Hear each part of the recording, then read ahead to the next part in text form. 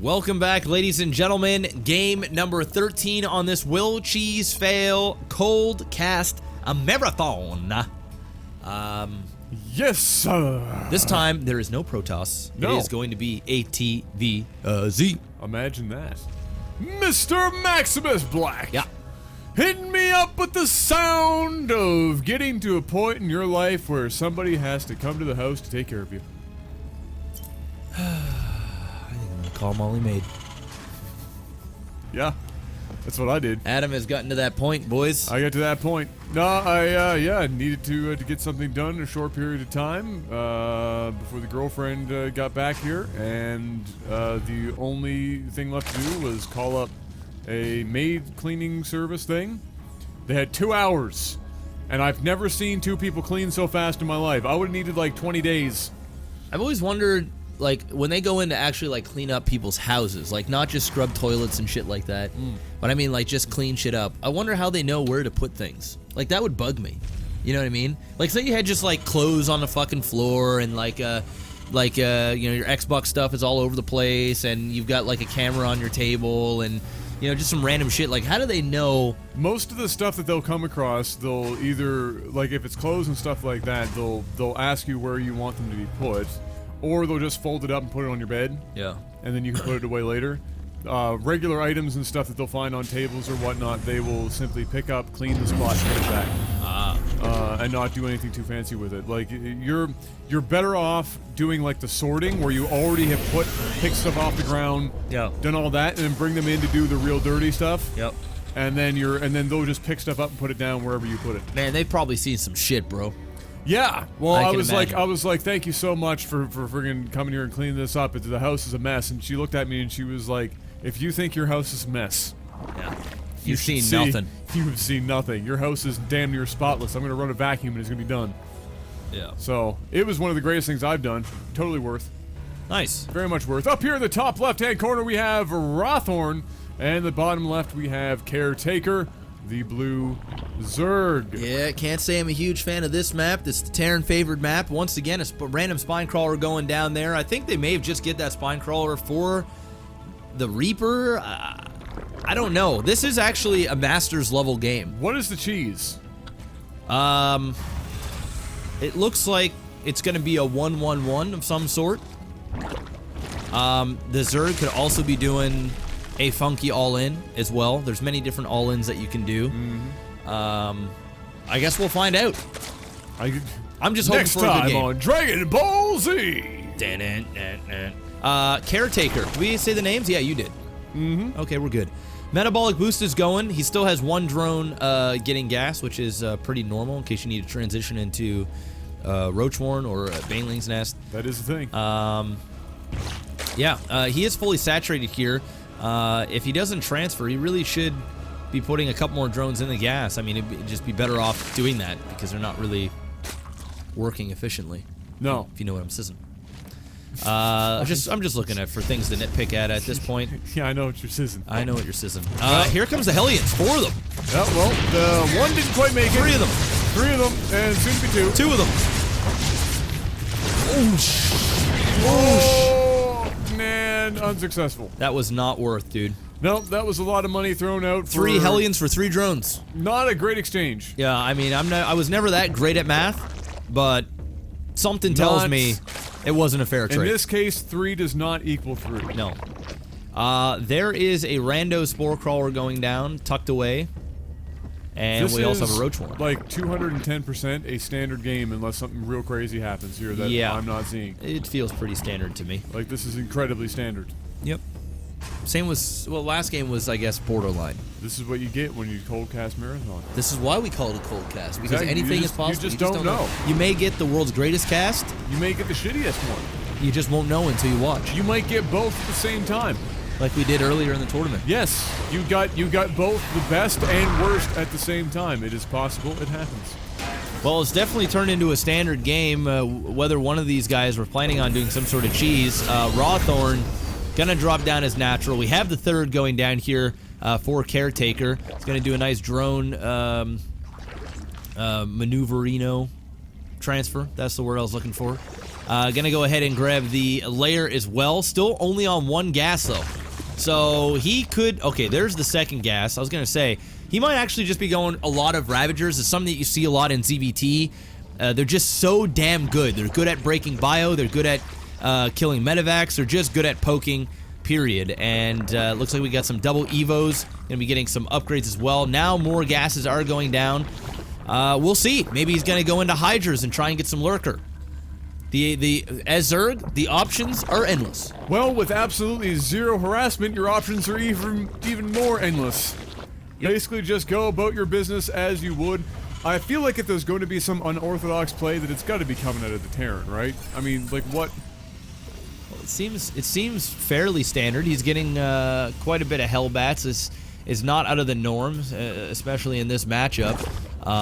You know, if he was up against like, you know, Terran or something, you're not going to see that. But judging by the way that the Zergs have been playing with a lot of speedlings and roaches, it seems like a fairly safe way to go, as long as he isn't going to just get mass Hellions like we saw in the previous games, and it just gets completely shut down. You know? Yeah, Hellions like this in Heart of the Swarm, quite powerful. Yeah. I haven't seen many games in Legacy that this has managed to work, even in the capacity of simply doing damage for it to be economically sound. Yeah, I feel as though Hellions are only cost effective up until a certain point. It is always not a terrible idea to save the Hellions, maybe get a couple extra to complement your army, but when your army is simply Hellions or Hellbats, depending on what form you have them in, it just doesn't seem all that. Okay, so he's gonna get Thor here. Oh, okay, he's got 3 factories. I didn't even notice the 3 of them. Full mech. He's going full mech. Okay, Yeah. so this is starting to make more sense. Again, totally a thing. Yep. Totally a thing versus Zerg. And he's got some Banshees going as well. So this could be a very scary army once the numbers get a little greater. Right now it looks a little pussy, but you know, I'm sure things will change. And it looks like he's just planning on 2 basing. We don't see a 3rd command center going down. He's not even building one in his base. It looks like this is going to be the show, and our Zerg is getting all the information he needs. There he is, sitting so quietly. He's doing well. He kind of stands out like a sore thumb, too, He does. He's the only bio. Oh, no, there's one other bio There's unit one in there. other Marine. Oh, no, 2. 2 Marines. Yeah. Alright, so he's going to go after the rocks. Got SCVs there to repair and to meet shields. Meanwhile, over here for the Zerg, we've got Hydra Roach. We've got some Hydra upgrades. The Infestation Pit is down as well. No Lurker Den is being built. The creep spread is pretty half-assed considering how much time he's had and how fast creep spreads these days. And this is a very good map for Terran. It just is. Look at the small chokes that you get. There's really no position here that Zerg can take. He's going to have to let this 3rd base go down. He does have the 4th going up over that way, and I don't know if the Terran is going to see that or not. But it's just seems like there's never a good position for the Zerg to really take a fight. Well, I mentioned this in one of the casts that we did a while ago on this map for Terran, is just like you were saying, there's so many choke points, there's so many ways to funnel your enemies. Siege tanks are very strong in this map. Pretty much anything, because of the funnel points, give Terran a great advantage. And here we're seeing the fruits of that. 2 siege tanks basically lock down that entire battle and is allowing the Terran to completely dismantle this 3rd base. Now, at the same time, he's going to be zoning off, and if he sends the Marine over or something, he's going to spot the 4th, and there's nothing that Zerg is going to be able to do about it. So, very much I can appreciate why many people have been quick to veto this map, unless you are a Terran player. Because there's so much advantage to be had there, just by the nature of the map for positioning. Now, unsieged, different story. This is actually a decent fight here, a really good one for Caretaker, and he's gonna flank everything. The siege tanks go down, and the Thor goes down, and this is just classic staying too long. Yep. He needed to just kill that 3rd, go back home, regroup with the rest of his mech, and hold down a position. He is going to get off some hits here with the siege tank, but nothing major, and the 3rd is going to fall here as well, so we're still basically, actually, when you think about it, Caretaker's still really ahead. He's rebuilding that 3rd, his 4th is down, he's done the transfer, he didn't lose too much. Sure, he lost quite a bit of an army in the fight, but he's Zerg. He's on a lot of hatches. He can remax very quickly, and losing a lot of mech down there is really bad. He needed to keep that, and imagine how much stronger this army is. He'd almost be able to push down again. Well, he'd be doubling his army size effectively. Almost, yeah. Effectively. Turn the in-game sound down a bit. We got a number of people that are saying it's way too loud.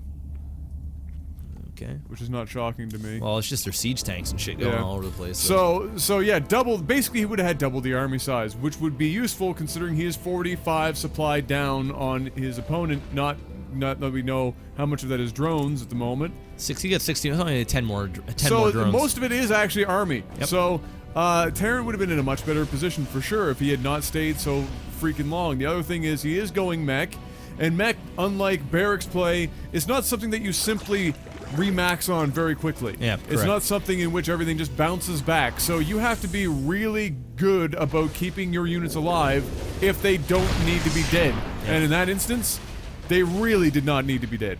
No, absolutely not. But this is still a really scary army, and a lot of these units here are hurt. He is only level 1, and he's only level 1 as well. It's going to have a lot of meat shield here. Those Thors are going to do a lot of damage. The siege tanks are in the back. Is it going to be enough? That's the question. It's going to be very close. Oh, some nice slings in the back, taking some fire off the main army. That was a beautiful flank. Great battle there by the Zerg. The Zergling flank, the siege tanks might have actually saved them right there. That was it, because the siege tanks in the foreground there actually killed his own siege tanks in the back. Very well done. And so that was a great round of positioning there by the Zerg to take those Zerglings around the backside. It's going to allow him to do a little bit more damage. Yep. He wants to be a little bit careful here. He does have a number of chokes to be sent into, and I think turning around and just going home after that battle is the right thing to do. Re-up. He's got this creep highway right up that shortcut of the map. And that's going to allow him to get back into this battle way faster than I think the Terran's going to have any hope of stopping. Yeah, he's on 4 base to 2. Sure, the 3rd command center is done. He's going to attempt to bring him over there, but at this point, it's up to Caretaker if he wants to allow him to have a 3rd or not. He is going to regroup here. He still does need to watch it. He does not want to mess around with this army a little bit too much, but now since the reinforcements are coming up, he can almost take any... Now he doesn't give zero fucks. He's pretty much going there and win the game. Just whatever. Now he does a move. A move and win for the Zerg. GG. And although that wasn't a cheese fail or anything like that, it was a solid game. It was actually a solid game. I can't even be mad about that. No. No, I can't. Unfortunate, yes. But angry? No. No, it was a good game. Well, ladies and gentlemen, we're going to get ready to jump into game number 14. Shoutouts to our sponsors, Lootcrate, G2A, and JORD. Go check them out. Promo code BOUS for all 3.